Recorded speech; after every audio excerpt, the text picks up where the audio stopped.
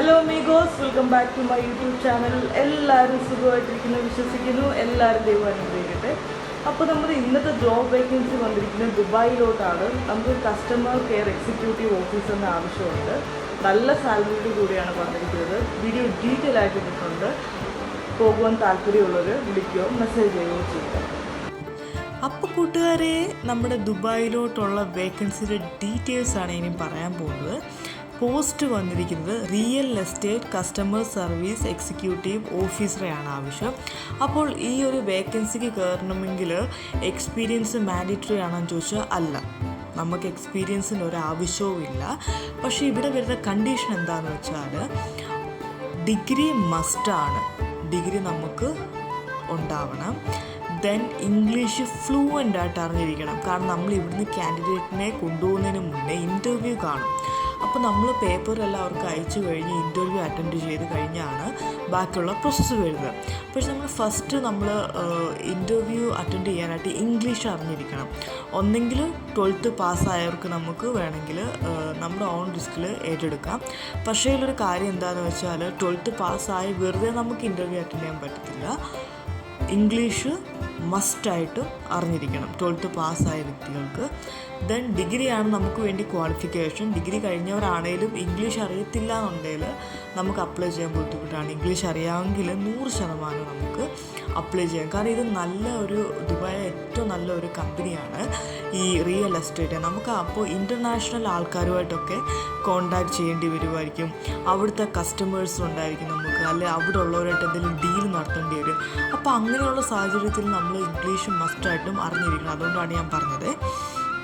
Then നമുക്ക് ഈ ഒരു ഫീൽഡിലോട്ട് മെയിലിനും ഫീമെയിലിനും അപ്ലൈ ചെയ്യാം.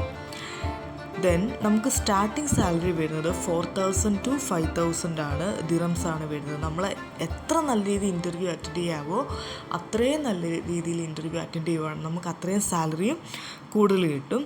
പിന്നെ റൂമും അക്കോമഡേഷനും നമ്മൾ കമ്പനി പ്രൊവൈഡ് ചെയ്യത്തില്ല. പക്ഷേങ്കിൽ നമുക്കവിടെ ആളുണ്ട് സെറ്റിങ്സിനായിട്ട്. നമുക്കൊരു 438 ദിറംസ് മാറ്റി വെക്കുവാണെങ്കിൽ നമ്മളവിടെ ഫുഡ് ആൻഡ് അക്കോമഡേഷൻ സെറ്റിങ്സിൽ കൂടെ നമ്മൾ റെഡിയാക്കി തരുന്നതാണ്. 8 മണിക്കൂറാണ് നമുക്ക് ജോലി സമയം വരുന്നത്. 8 മണിക്കൂറാണ്.